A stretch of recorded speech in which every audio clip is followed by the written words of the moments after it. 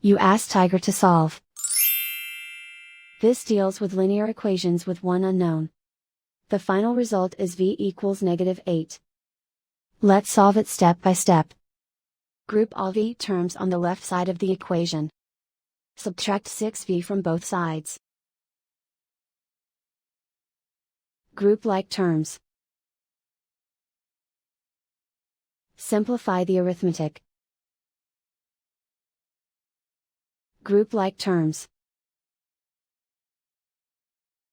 Simplify the arithmetic. Group all constants on the right side of the equation. Add 9 to both sides. Simplify the arithmetic.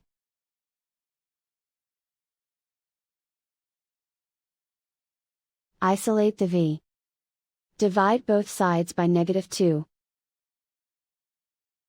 Cancel out the negatives. Simplify the fraction. Move the negative sign from the denominator to the numerator.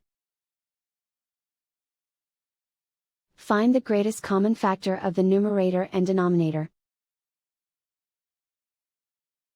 Factor out and cancel the greatest common factor. And so the final result is v equals -8.